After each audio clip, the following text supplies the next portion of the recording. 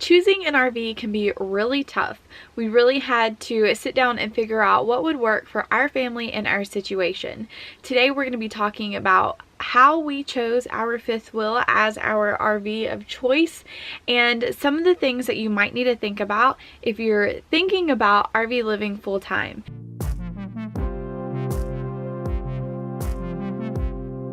Hello everyone, my name is Rachel and I make lifestyle videos here on YouTube. Currently, me and my family are RV living full-time in order to pay off our debt and live a financially free life.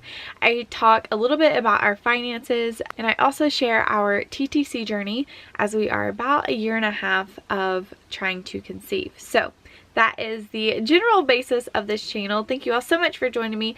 Don't forget to subscribe if you haven't, and I would love to have you join this little community that we have. So we're going to go ahead and get right into the video and talk a little bit about choosing an RV, the things that you should think about, and how we ended up choosing ours. After living in an RV for a little while, these are a few things that I would just suggest to you or would like for you all to keep in mind when you are choosing your RVs. My husband and I are stationary at this time. We are not moving around.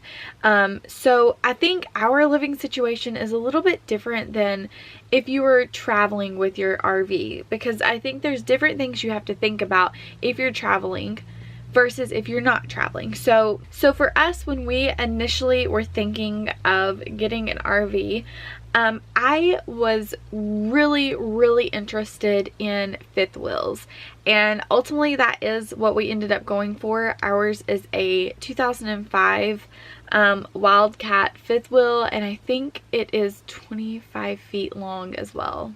The reason why I was so drawn to fifth wheels and I thought, you know, that is what's going to be perfect for us is the height of the camper. So I had never lived in a camper before. I never lived in such a small space. We came from probably 2,500 plus square feet down to under 200 square feet. So that was going to be obviously a big change for us. We also have a dog and a cat that lives with us. So space was a big factor. The biggest thing for us was finding a very affordable camper that we could pay off within just a few months. And so that was our goal, and I think the budget really played into that. And I really wanted something with tall ceilings and a slide, because I wanted it, even though it might not be that big or not have that many square feet, I wanted it to at least feel a lot bigger than what it was. And so having a slide and the high ceilings I knew would be really something that we needed. So that's why we really ended up going with our fifth wheel. Now 25 feet is not that big. It's actually probably one of the smaller lengths for a fifth wheel or for a camper in general. And when they say that every inch matters, they are not lying to you.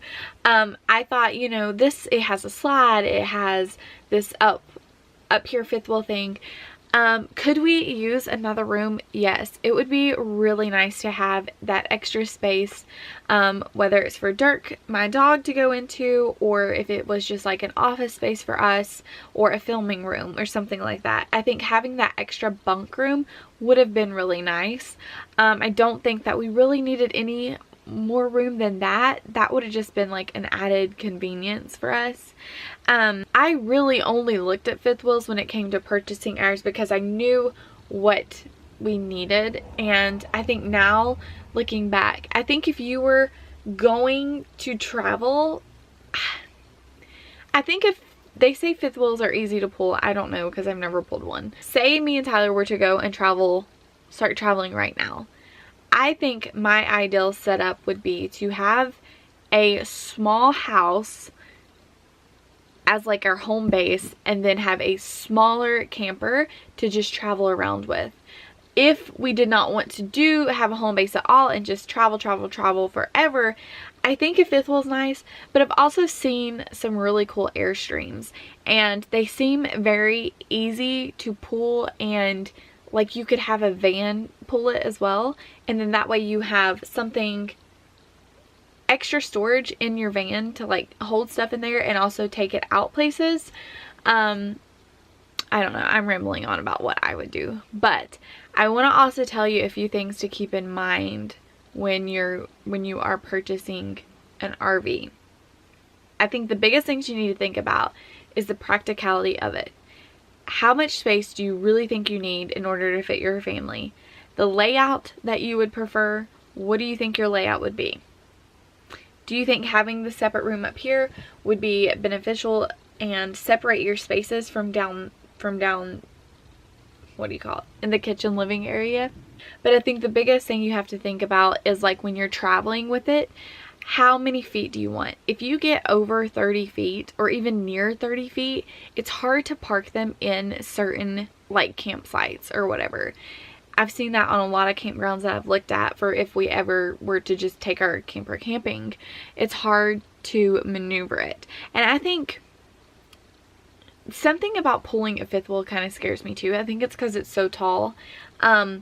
And you have to have a certain type of truck to pull it. Whereas if you had a smaller camper, you could just pull it with a van or something that wouldn't be as expensive to purchase in order to like start your journey, if that makes sense.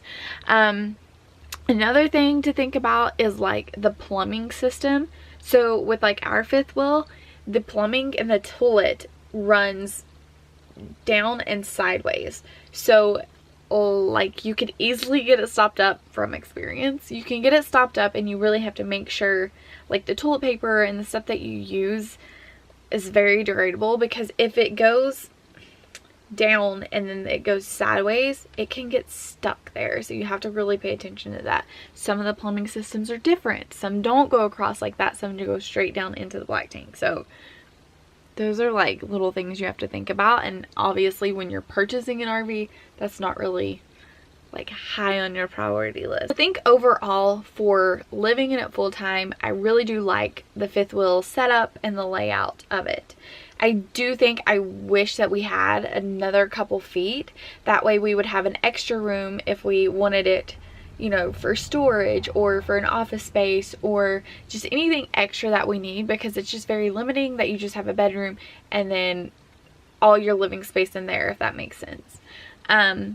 Also think about if I were to have children, there is nowhere in this camper to have a place for like a crib or something like that. Like that extra space would have been helpful had we been traveling with it, or if we really wanted to have a child in an RV.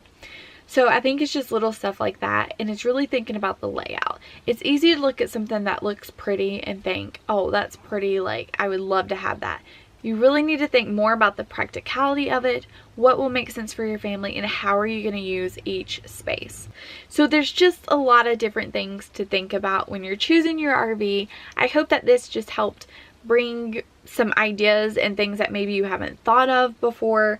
And yeah, hopefully this will help you when choosing your RV, and you kind of got an idea about how I feel about having a fifth wheel, because it's not something that my family ever had growing up. They had a regular camper without any slides. It was very tight, and I don't think that I could have lived in that full time. I honestly think you can go smaller, and you can do like the airstreams and the regular camper trailers if you're traveling a lot and you're venturing out of the camper a lot. If you're living in this full time like us, I really think that space matters, and having that extra height in the ceilings like in the main living space, and then having that extra slide is so important for us and our sanity. So I hope that you all enjoyed this video. If you have any other like ideas about how to choose your RV, leave it in the comments below and let me know like what were some of the biggest things that you were focused on when choosing your RV, and what are some questions or some things that you're hung up on and you can't really decide which one is best for you. Be sure to leave all that in the comments. Don't forget to subscribe, and I will see you all in my next video. Bye guys.